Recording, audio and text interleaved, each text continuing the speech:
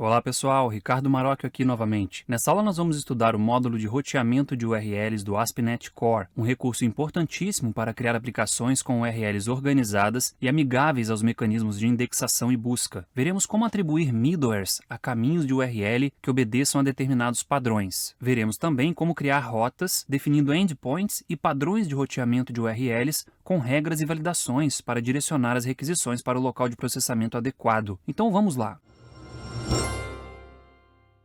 Se você ainda não é inscrito no canal, junte-se a nós. Todas as semanas tem vídeos novos por aqui, sempre planejados e compilados para valorizar o seu tempo. Não se esqueça também de deixar um like se gostar do conteúdo. Se não gostar, deixe seu dislike e, se possível, um comentário para me ajudar a melhorar. O importante é que eu tenha um feedback para tentar seguir sempre pelo melhor caminho. Agora vamos estudar. Como mencionei na introdução, nessa aula nós estudaremos roteamento de URLs, um recurso fundamental da plataforma ASP.NET Core para criarmos aplicações modulares e capazes de responder a requisições feitas a partir de diferentes padrões de URLs. O roteamento adequado de URLs pode impactar de forma positiva no desempenho da aplicação e possibilita a criação de URLs mais amigáveis às ferramentas de busca. Estou aqui no Visual Studio Code em uma pasta vazia e nós vamos começar criando uma nova aplicação web ASP.NET Core. Vamos abrir o terminal, Ctrl aspas simples, e agora vamos digitar os seguintes comandos: .NET New, Global JSON, SDK Version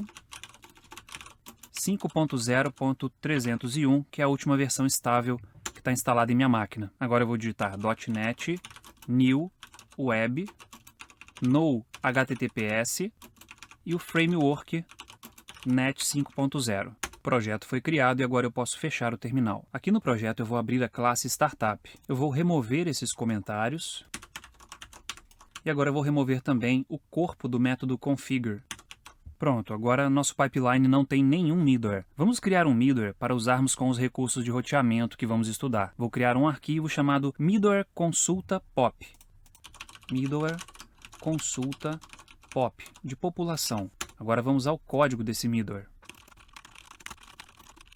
Essa propriedade que vai guardar a referência para o próximo middleware do pipeline. É obrigatória em todos os middlewares.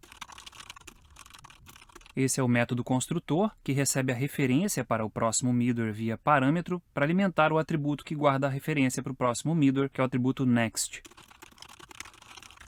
Esse é o método invoke, que vai processar a requisição, que também é obrigatório em todos os middlewares. Esse código divide o caminho da URL no caractere de barra, criando segmentos. Lembrando que o caminho corresponde ao trecho que vem depois do nome do domínio. O padrão de URL que queremos interceptar é /pop/localidade, onde localidade corresponde a uma cidade qualquer de algum estado. Portanto, esse middleware deve atuar quando o primeiro segmento tiver a palavra pop e o segundo segmento tiver o nome de uma localidade. Se a quantidade de segmentos for igual a 2 e o primeiro segmento for a palavra pop, o middleware vai processar a requisição. Esse código captura o nome da localidade e decodifica do padrão de URL para texto comum. Essa outra linha de código sorteia uma quantidade de habitantes entre 999 e 999.999. Esse código simplesmente define o tipo de conteúdo da resposta como HTML e o conjunto de caracteres como UTF-8, para aceitar caracteres internacionais. Aqui nós criamos um objeto String Builder, que vai conter o HTML gerado. Essa linha adiciona um trecho de código correspondente ao título, um código HTML. Esse código adiciona a quantidade de habitantes que foi sorteada usando o formatador N0 para que inclua separadores de milhar. Para finalizar, o HTML é adicionado à resposta da requisição. Agora vamos fazer a chamada para o próximo middleware. Pronto, agora concluímos a nossa classe por hora. Vamos passar pelo código dela todo aqui. Aí está o código todo. Bem, veja que se a URL for compatível com o padrão do middleware, não há chamada para o próximo middleware. Ou seja, é aquela situação de curto-circuito em que o middleware se torna o último do pipeline e o objeto de contexto começa a retornar, fazendo o caminho de saída do pipeline. Agora que esse middleware está funcional, vamos adicioná-lo ao pipeline para podermos testá-lo. Vamos aproveitar também para adicionar o middleware que mostra a página com detalhes de sessões e um middleware terminal, para o caso de a URL não ser compatível com o middleware de consulta de população. Vamos voltar à classe Startup e fazer isso. Portanto, eu vou aqui em Startup e aqui dentro do Configure nós vamos programar. Nosso pipeline agora possui 3 middlewares. Vamos executar a aplicação. Ctrl F5. A princípio, vemos a mensagem inserida pelo middleware terminal. Agora vamos passar uma URL compatível com o padrão requerido pelo middleware de consulta de população. Vou passar aqui /pop/Brasília. E aí está, temos um HTML contendo a população de Brasília. Pelo fato de ser um número gerado aleatoriamente, se eu clicar no recarregar, a população acaba mudando. Enfim, o importante é que o middleware está funcionando em um padrão de URL específico. Agora vou criar um arquivo chamado middleware consulta CEP, que vai ser um middleware que vai consultar um serviço web que retorna o endereço de um CEP. Vamos voltar ao Visual Studio Code. Eu vou parar a aplicação e fechar o terminal. Agora eu vou criar o arquivo middleware consulta cep.cs e vamos ao código.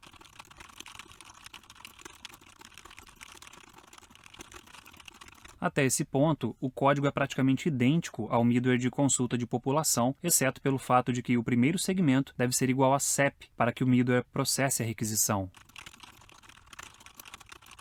Da mesma forma que acontece no middleware de consulta de população, quando esse middleware for executado, ele não vai encaminhar a requisição para o próximo middleware. Porém, quando ele não for compatível com a URL, a requisição será encaminhada para o próximo middleware. Vamos fazer o código para isso. Veja que a linha 23 faz uso da função consulta CEP, cujo esboço foi criado aqui embaixo pelo Visual Studio Code. Vamos implementar essa função agora. Vou subir um pouco o código aqui. Essa função vai consultar um CEP usando um serviço web. Ela vai retornar o endereço relacionado ao CEP em formato JSON. Vamos ver como isso funciona usando o navegador. Eu vou criar uma nova aba aqui e vou passar o seguinte endereço que eu já copiei. Aí está. Aqui nós temos o CEP, nesse caso é 01001000, que equivale a esse endereço da Praça da Sé em São Paulo. Se eu quiser os dados de endereço de um outro CEP, basta eu substituir esse trecho aqui pelo CEP que eu quero consultar. Vamos voltar ao VS Code. Agora vamos implementar o método. Essa é a variável que vai armazenar a URL desse serviço web combinada com o CEP que veio como parâmetro do método. Agora eu vou criar um objeto do tipo HTTP Client que é capaz de consultar uma URL e retornar seu resultado. Aqui eu adicionei um cabeçalho indicando o nome do software cliente que está fazendo a requisição. Essa linha inicia a requisição e obtém o resultado da consulta. Para concluir, eu vou ler e retornar a resposta da requisição em formato texto. Agora vamos subir aqui até o método invoke e veja que o erro que tinha aqui sumiu. Vou dar uma passada aqui por todo o código do middleware para que você consiga ver no caso de querer programar. Aí está o método invoke e o método consulta CEP. Agora que o nosso middleware de consulta de CEP está pronto, temos que adicioná-lo ao pipeline. Então vamos aqui em Startup e logo abaixo aqui do consulta POP, eu vou até copiar esse aqui. Eu vou adicionar aqui consulta CEP. Pronto. Nosso pipeline agora possui 4 middlewares. Vamos executar a aplicação novamente. Ctrl F5. A princípio, vemos a mensagem inserida pelo middleware terminal, como antes. Agora vamos passar um endereço compatível com o padrão requerido pelo middleware de consulta de CEPs. Vou passar aqui /CEP/010010000. Enter. Aí está, temos um texto em formato JSON contendo todos os dados de endereço desse CEP. Agora temos um middleware realmente útil. Porém, dificilmente esses dados de endereço nesse formato terão alguma utilidade. Seria interessante encapsular esses dados em um formato que me permita acessar cada um desses valores separadamente, para que eu consiga mostrá-los da forma que eu achar melhor. Vamos voltar ao Visual Studio Code para fazer isso. Eu vou parar a aplicação, fechar o terminal. Para encapsular os dados do CEP em um objeto, vamos ter que criar uma classe compatível com os atributos presentes no JSON retornado. Mas antes disso, vamos importar uma biblioteca bem útil para manipulação de arquivos JSON, que é a newtonsoft.json. Eu vou dar Shift Ctrl P aqui e vou digitar Nugget para usar a extensão Nugget Package Manager. Agora vou dar Enter aqui em Add Package e vou digitar newtonsoft. Vou dar Enter e agora vou escolher esse primeiro elemento da lista, que é o newtonsoft.json. Vou escolher a versão 13.0.1, que é a mais recente versão estável. Vou clicar aqui nesse botão Restore e o pacote agora foi importado pela minha aplicação. Agora que a biblioteca está instalada, vamos criar um novo arquivo chamado JSONCEP.cs. Vou criar aqui JSONCEP.cs. Eu vou começar esse arquivo importando a biblioteca newtonsoft.json. Agora eu vou criar a classe rapidamente.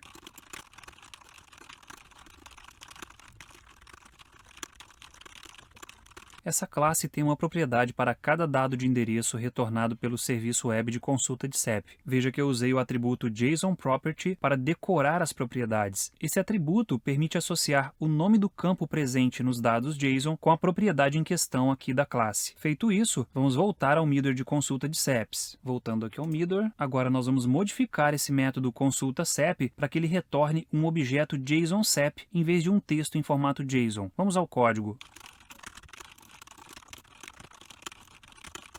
O código da linha 43 guarda o texto JSON resultante na variável dados CEP. Na linha 44, eu removo alguns trechos desse JSON que me atrapalham na hora de convertê-lo para um objeto. Na linha 45, eu retorno o texto JSON convertido para um objeto do tipo JSON CEP usando o método deserializeObject. Agora vamos voltar ao método invoke. Veja que agora temos um problema aqui no método writeAsync, porque texto CEP agora é do tipo JSON CEP e não string. Isso acontece porque o tipo de retorno da função consultar CEP foi alterado. Então, vamos fazer algumas mudanças aqui para usar esse objeto.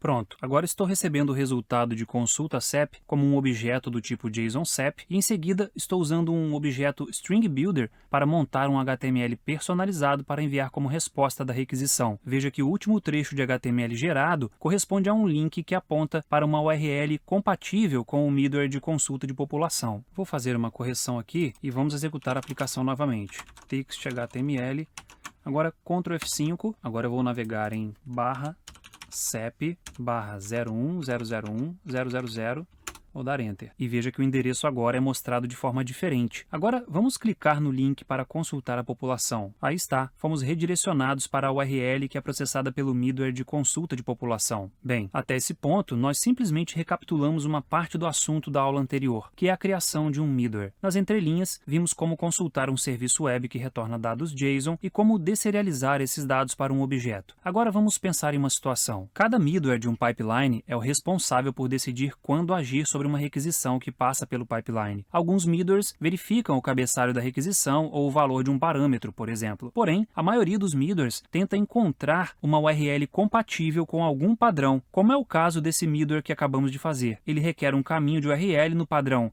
/CEP/ o número do CEP. Portanto, essa checagem do padrão de endereçamento da URL é uma tarefa que é desempenhada por boa parte dos middlewares de um pipeline, sendo que, a cada requisição, todos os middlewares do pipeline podem ter que fazer essa verificação de compatibilidade da URL. Isso inclui dividir a URL, verificar o número de segmentos, verificar a primeira parte e assim por diante. Além dessa abordagem ser ineficiente, ela é difícil de dar manutenção e pode quebrar facilmente. A ineficiência se dá porque o mesmo conjunto de operações é repetido por cada middleware do pipeline. É difícil de manter porque a URL pela qual cada middleware está passando fica inserida no código-fonte do middleware e quebra facilmente porque quaisquer mudanças feitas no caminho que é compatível com o middleware implicam em atualizar o código em mais de um local. Por exemplo, o middleware de consulta de CEP gera um link para a consulta da população usando o caminho /pop/ o nome da localidade. E se esse caminho for alterado no middleware de consulta de população? Teríamos que replicar essa alteração em todos os locais dependentes, gerando um forte acoplamento entre os componentes da aplicação, algo que vai de encontro às boas práticas de programação. Aplicações reais geralmente suportam conjuntos complexos de URLs, e gerar interdependências nesses casos pode ser uma tarefa bem complexa. O roteamento de URLs resolve esse problema através do uso de um middleware dedicado a computar correspondências entre caminhos de URL e locais de processamento da requisição, que são os endpoints. Assim, os demais middlewares podem focar no conteúdo das respostas. Esse mapeamento entre endpoints e as URLs às quais eles respondem é expresso através de uma rota. O middleware de roteamento processa a URL, analisa o conjunto de rotas definido na aplicação e encontra o endpoint para processar a requisição.Esse processo é conhecido como roteamento. Ele é feito usando-se dois recursos combinados, o middleware de roteamento e o mapeamento de endpoints. O método useRouting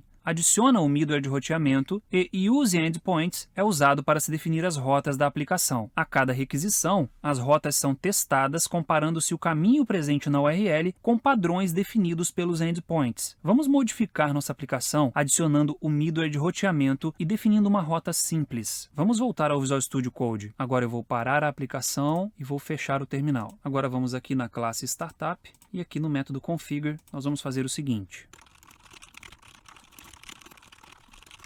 Veja que a adição do middleware de roteamento foi feita antes de definirmos uma rota com o método useEndpoints. Essa ordem é muito importante. Nosso pipeline agora possui 6 middlewares: o da página de exceções, o de consulta de CEPs, o de consulta de população, o de roteamento, o de execução de endpoints e o middleware terminal. O middleware de execução de endpoints, por sua vez, pode ter várias definições de rotas e endpoints, sendo que cada endpoint também é um componente de processamento de requisições independente que possui praticamente os mesmos recursos que estão disponíveis para um middleware. Eles também recebem um objeto do tipo HTTP Context e podem gerar uma resposta. O mapeamento de uma rota para um endpoint é feito com o método mapGet, que tem como argumento o padrão de caminho da rota, que nesse caso é rota, e a função de processamento do objeto de contexto da requisição. MapGet mapeia somente requisições do tipo GET, mas estão disponíveis também os métodos mapPost, mapPut e mapDelete, que mapeiam rotas para requisições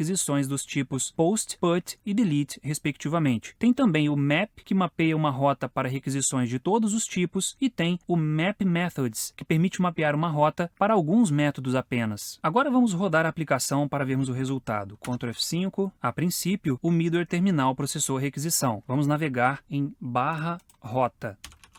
Agora veja que o middleware de roteamento direcionou o processamento da requisição para o endpoint vinculado à rota que passamos na URL. Só uma observação tanto óbvia aqui é que as divisões de um caminho da URL em segmentos são feitas com o caractere de barra, e a quantidade de segmentos presentes em uma rota é um dos critérios usados para diferenciá-las. O middleware de roteamento não encaminha para o próximo middleware as requisições que intercepta, ou seja, ele faz um curto-circuito no pipeline. As requisições interceptadas são encaminhadas para o endpoint compatível com o padrão de URL da requisição em questão. Se a URL da requisição não é compatível com nenhuma rota, aí sim ele encaminha a requisição para o próximo middleware do pipeline. É o que acontece quando executamos a aplicação e navegamos na raiz do domínio. Como mencionei rapidamente, os endpoints geram respostas da mesma forma que um middleware, ou seja, processando o objeto HTTP Context que recebem. Isso indica que um middleware pode ser usado como um endpoint. Vamos modificar o código de nossa aplicação para usar como endpoint os middlewares que implementamos. Vamos voltar ao Visual Studio Code. Eu vou parar a aplicação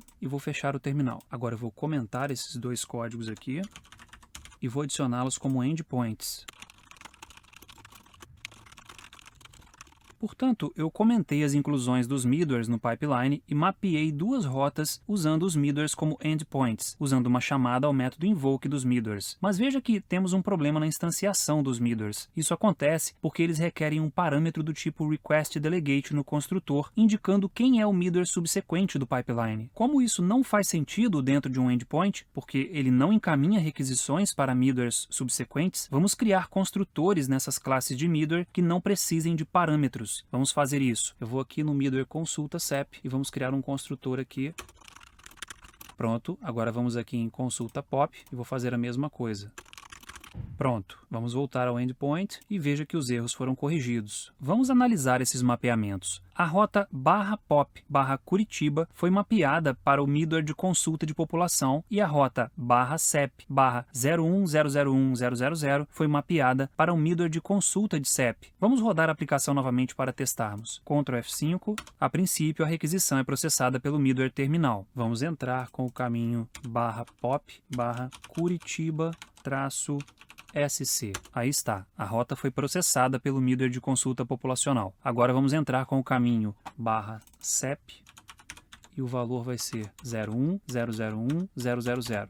Veja que a rota foi processada corretamente pelo middleware de consulta de CEP. Enfim, conseguimos usar um middleware como endpoint, mas da forma como isso foi implementado, só conseguimos ver a população de Curitiba e o endereço do CEP 01001.000. Se eu clicar aqui no link Consultar População, por exemplo, veja que quem processou a requisição foi o middleware terminal. Não poderíamos esperar algo diferente porque a rota mapeada é que impôs essas restrições. Além disso, os middlewares ainda estão checando as rotas internamente, ou seja, a redundância de processamento da URL ainda existe. Temos que resolver isso. Os caminhos de URL das rotas que mapeei possuem dois segmentos. O primeiro segmento é constante e define qual é o endpoint que será usado. Para os casos que vimos, o primeiro segmento é POP ou CEP. O segundo segmento corresponde a um valor variável que influencia no resultado obtido pelo processamento da requisição, que nesse caso pode ser o nome de uma localidade ou o valor de um CEP. Agora nós vamos aprender a trabalhar com parâmetros de rota, que também podem ser tratados na literatura como variáveis de segmento ou segmentos variáveis. Vamos criar um mapeamento que define uma rota composta somente por parâmetros. Vamos fazer isso. Vou voltar ao Visual Studio Code, vou parar a aplicação e fechar o terminal.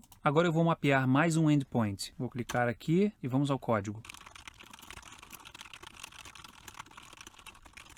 Veja que eu criei uma rota para um caminho de 3 segmentos, sendo que todos os seus segmentos serão tratados como parâmetros de rota, os quais apelidei de P1, P2 e P3. Eu poderia ter usado qualquer nome de identificador válido. O importante é que eu tenho que passar os identificadores entre chaves para indicar que eles são parâmetros de rota. Vou só fazer uma correção aqui, colocando as barras para dividir os 3 segmentos. E agora veja que essa função de processamento do endpoint tem um laço que percorre todos os parâmetros de rota, que são acessíveis através da propriedade routeValues de context.request, mostrando o nome e o valor de cada parâmetro. Vamos rodar a aplicação para testar isso. Vou dar Ctrl F5. Como sempre, o caminho raiz é processado pelo middleware terminal. Vamos navegar no caminho 123. Então vou colocar aqui barra 1, 2, 3. Aí está. O endpoint identificou os 3 segmentos como parâmetros e mostrou o nome e o valor de cada um. Agora vamos tentar excluir o último segmento. Vou dar 2 cliques aqui no 3, vou excluir.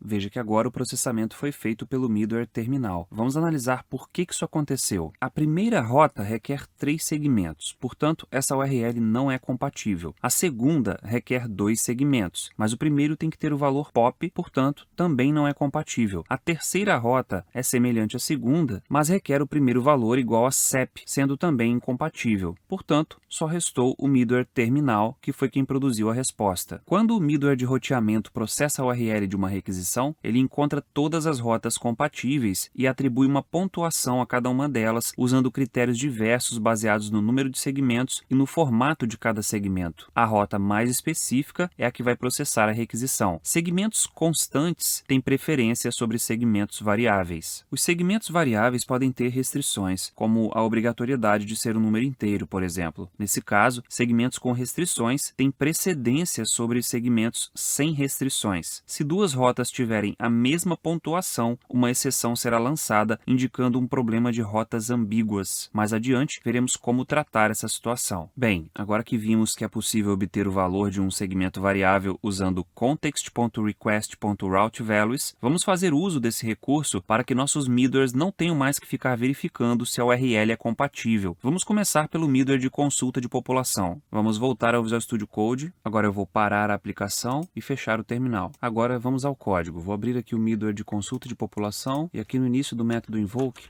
eu vou adicionar o código que vai capturar o parâmetro da localidade da URL.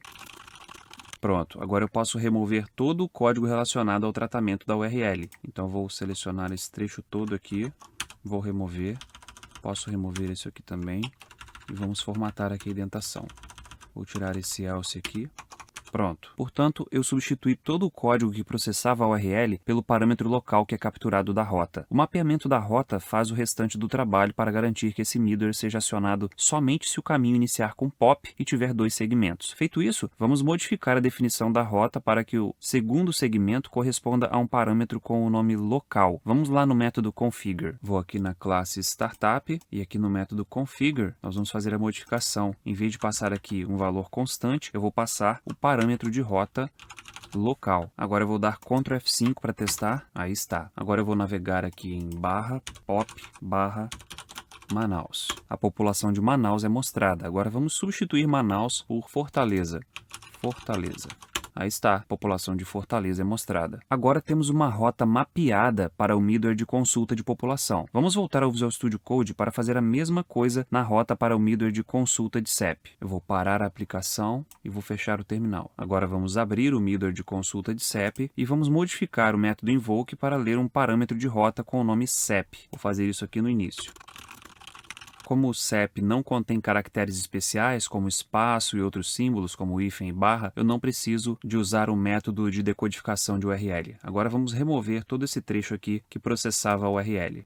Agora vamos adicionar o segmento variável CEP na definição da rota para esse middleware. Vamos ao método configure de startup aqui, e nós vamos colocar aqui o parâmetro de rota com o nome CEP. Agora vamos rodar a aplicação novamente para testar. Ctrl F5. Vou navegar aqui em barra CEP barra 01001.000. Aí está, o middleware processou corretamente o CEP. Agora eu vou tentar aqui um outro endereço de CEP, 22.290.270. Veja que o middleware consultou o CEP corretamente, ou seja, foi capaz de ler o segmento variável e usar como o CEP a ser consultado. Vamos voltar ao Visual Studio Code para verificarmos um detalhe na captura do valor de um parâmetro de rota. Eu vou parar a aplicação e fechar o terminal. Vamos aqui no middleware de consulta de CEP. Veja que aqui onde foi lido o parâmetro da rota, houve uma conversão para string. Isso acontece porque esses valores vêm como do tipo object, para que possam armazenar quaisquer tipos de valores. Portanto, cabe a nós convertermos o valor para o tipo que precisamos. Vamos voltar aqui na classe Startup e dar uma olhada aqui nessas duas linhas de código. Uma coisa que continua um pouco estranha aqui é o fato de eu ter que instanciar o middleware e passar o método invoke para processar a requisição, sendo que o middleware tem coisas demais para ser um endpoint. Vamos criar uma classe que vai ser mais condizente com o propósito de um endpoint. Eu vou criar uma classe nova chamada endpoint consulta pop. Vou criar aqui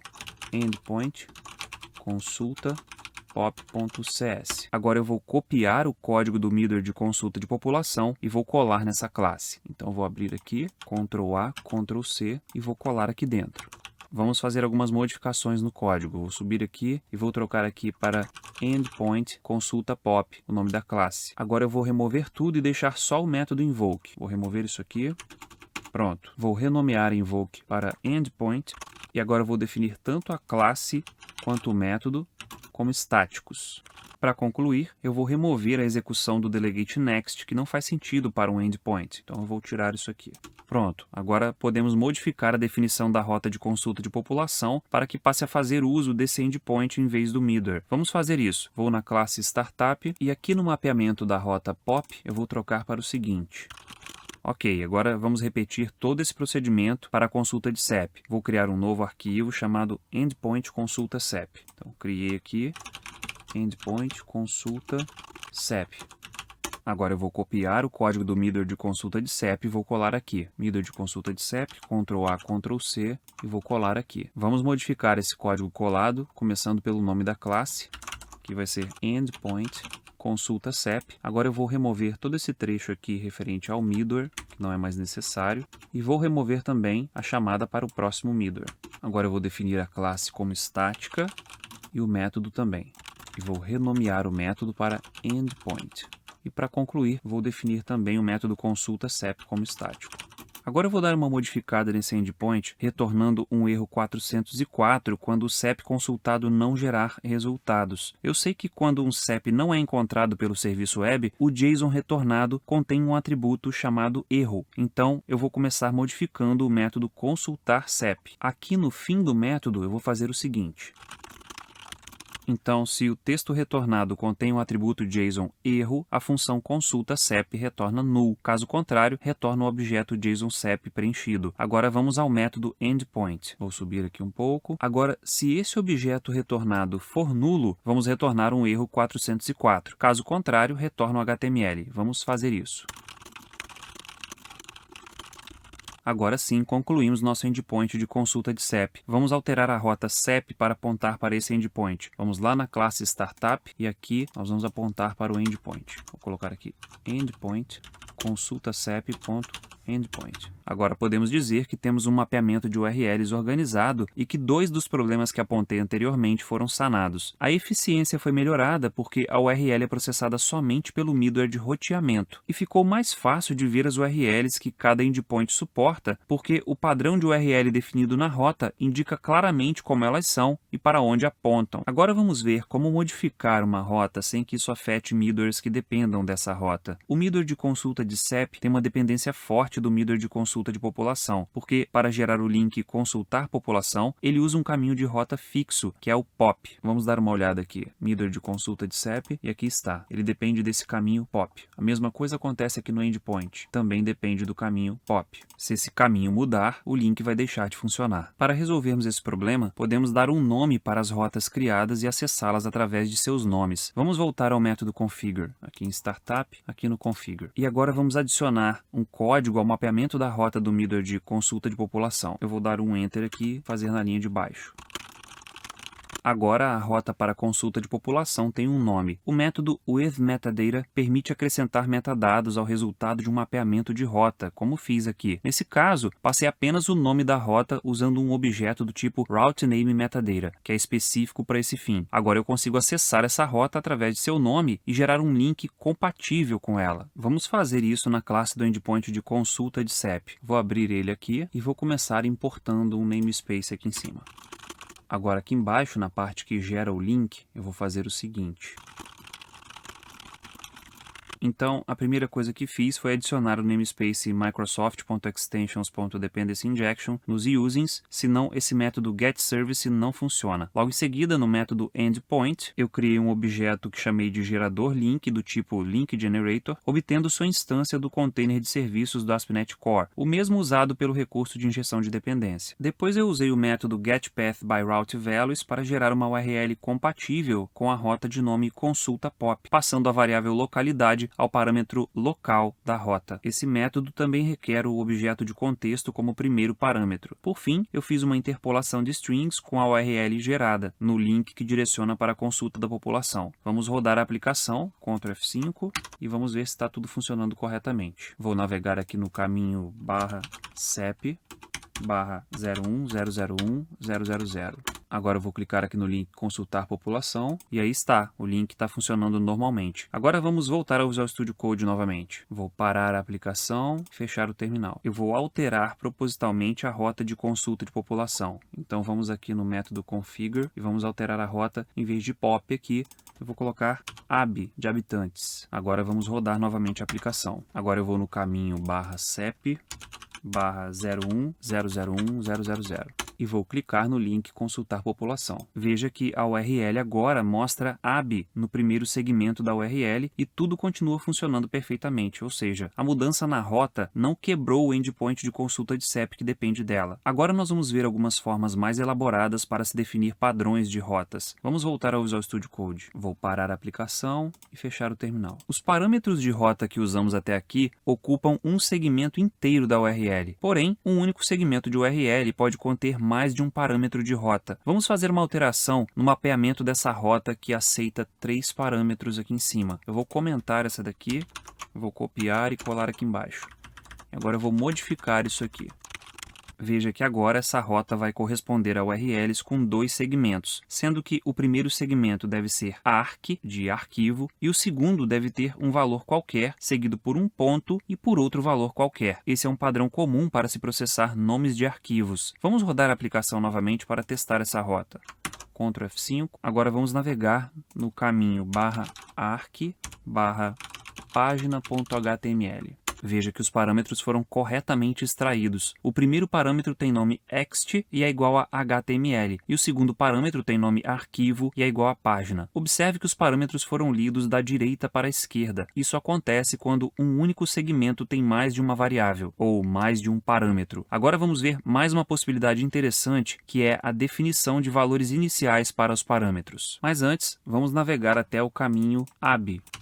Veja que foi o middleware terminal que processou a requisição, porque o segundo segmento da rota, que deveria ser o nome da localidade, não foi passado. Pode acontecer de um parâmetro de rota ter um valor que é muito frequente ou que seja considerado um valor padrão. Nesse caso, pode ser interessante usar esse valor padrão quando o parâmetro for omitido da URL. Vamos alterar a rota de consulta de população para que mostre a população de São Paulo SP se nenhuma localidade for passada, uma vez que São Paulo é a cidade com mais usuários de internet e, teoricamente, é a que seria mais consultada. Vamos voltar ao Visual Studio Code. Vou parar a aplicação, fechar o terminal. Agora vamos ao código. Aqui em local, eu vou colocar igual vou colocar %20, que é o caractere de espaço codificado, Paulo-SP. Então, veja que para passar um valor inicial, basta adicionar o sinal de igualdade depois do nome do parâmetro, seguido pelo valor inicial desejado. Como já mencionei, eu usei o %20 no lugar do caractere de espaço, porque é a forma desse caractere codificada para a URL. Vamos rodar a aplicação para testar. Ctrl F5, agora vou navegar no caminho /ab. Enter. Aí está, a população de São Paulo SP é exibida. Isso acontecerá sempre que o segundo parâmetro for omitido. Esse tipo de parâmetro acaba sendo de preenchimento opcional, mas existe outra forma de se criar um parâmetro opcional sem definir um valor inicial para ele lá na rota. Vamos voltar ao Visual Studio Code para ver como fazer isso. Vou parar a aplicação, fechar o terminal. Para definir um parâmetro como opcional, basta colocar um caractere de interrogação logo depois de seu nome na rota. Vamos fazer isso com o parâmetro CEP da rota de consulta de CEP. Portanto, aqui depois de CEP vou colocar uma interrogação. O problema é que agora esse parâmetro pode chegar no endpoint de consulta de CEP sem nenhum valor. Temos que resolver isso. Vamos lá no código do endpoint que captura o valor do parâmetro CEP da rota. Eu vou aqui no endpoint de consulta de CEP e aqui está. Agora nós vamos atribuir um valor diferente à variável CEP se o parâmetro de rota CEP for nulo. Vamos usar o operador de coalescência nula, que é aquela dupla interrogação. Vamos ao código. Logo depois aqui, vou colocar duas interrogações e o valor padrão. Pronto, agora se nenhum CEP for passado como parâmetro, temos um valor padrão definido dentro do próprio endpoint. Vamos rodar a aplicação para testar novamente. Ctrl F5. Agora vamos navegar aqui em /CEP. Aí está, como nenhum CEP foi passado, é mostrado o endereço da Praça da Sé, em São Paulo, que tem CEP igual a 01001.000. Esse exemplo realmente foi somente para fins didáticos, porque não faz muito sentido passar um valor padrão nesse caso de consulta de CEP e nem mesmo um valor inicial para a consulta de população. Mas esse recurso pode ser bastante útil em outras situações. A rota de aplicações MVC, como o CRUD de usuários que criamos em aulas anteriores, possui dois parâmetros com valores iniciais e um parâmetro opcional. O primeiro parâmetro com valor inicial é o controller e seu valor inicial é home. O segundo é action e seu valor é index. O parâmetro opcional, que é o terceiro segmento, é o ID. Assim, quando o usuário acessa a raiz do site, a action index do controller home é o endpoint que processará a requisição. Esse é um exemplo que estará presente em praticamente toda aplicação web do tipo MVC que você construir. Agora vamos analisar outra situação que pode ocorrer com URLs. Imagine, por exemplo, que eu queira passar o nome da localidade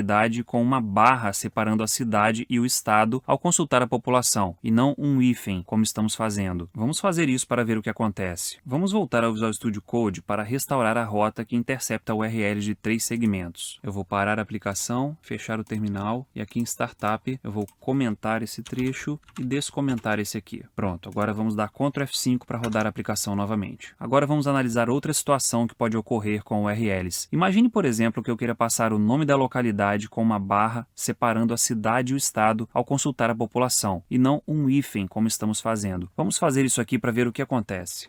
/ab, /Curitiba, /SC. Veja o que aconteceu. A rota foi interceptada pelo endpoint cujo padrão de URL tem 3 segmentos, porque a barra é o caractere que separa segmentos, fazendo com que o estado seja um terceiro segmento. Veja que os parâmetros e seus valores capturados dos segmentos são mostrados pelo endpoint. É possível contornar essa situação para aceitar parâmetros que contenham uma barra. Existe um tipo de modificador que pode ser atribuído a um parâmetro final da URL de forma que ele desconsidere a separação de segmentos a partir daquele segmento, ou seja, ele passa a considerar o caractere de barra apenas como um valor literal, sem a função de dividir segmentos. Mas lembre-se de que somente o último parâmetro de rota pode ter esse modificador. Vamos voltar ao Visual Studio Code. Vou parar a aplicação e fechar o terminal. Agora vamos adicionar um asterisco antes desse nome de parâmetro aqui, local. Fazendo isso, tudo que vier depois da primeira barra será considerado como valor do parâmetro local, inclusive o caractere de barra que pode ser usado para separar a cidade do estado. Vamos rodar novamente a aplicação para testar. Ctrl F5. Agora vamos tentar navegar novamente em /ab, /Curitiba, /SC.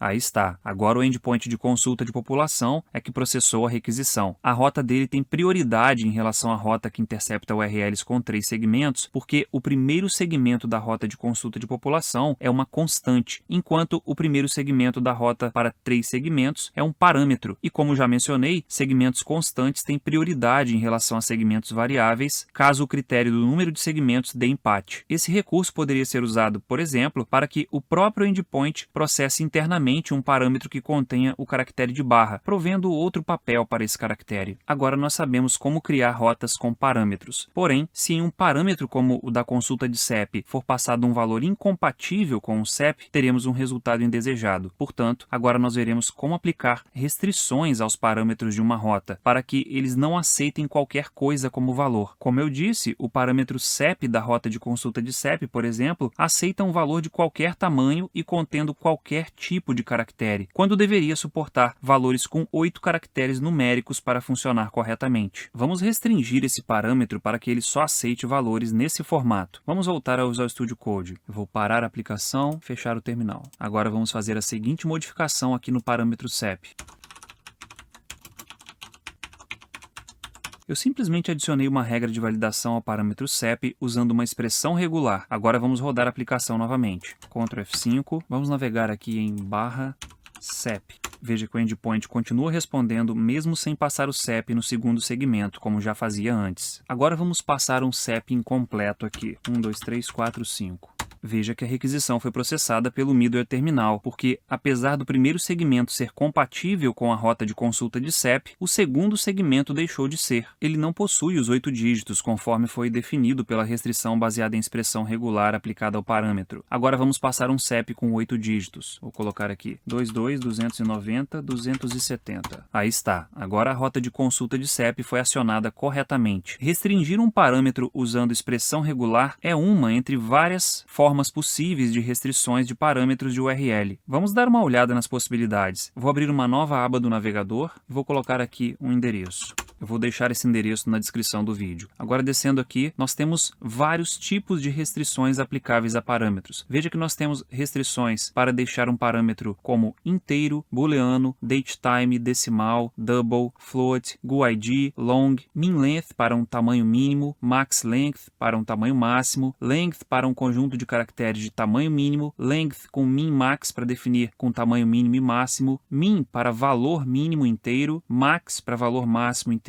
range para um valor entre um valor mínimo e máximo, alpha para dizer que é alfanumérico e o que nós usamos que é a expressão regular. Por fim, nós temos também aqui a restrição required, que torna o parâmetro obrigatório. Além dessas restrições de parâmetros disponibilizadas pelo framework, é possível ainda criar nossas próprias restrições customizadas. Imagine que eu queira aceitar no parâmetro local da rota de consulta de população somente valores que terminem com um dos 4 estados da região sudeste. Vamos criar uma restrição customizada para isso. Vamos voltar ao Visual Studio Code. Eu vou parar a aplicação e fechar o terminal. Para criar nossa restrição customizada, eu vou começar criando um arquivo chamado constraint parâmetro local.cs. Então aqui vai ser constraint de restrição parâmetro local.cs. Agora vamos ao código. Primeiramente, vamos criar a classe constraint parâmetro local implementando a interface iRouteConstraint. Vamos lá. Agora vamos mandar o Visual Studio Code implementar o esboço dessa interface para nós. Vou apagar essa linha aqui e vamos ao código.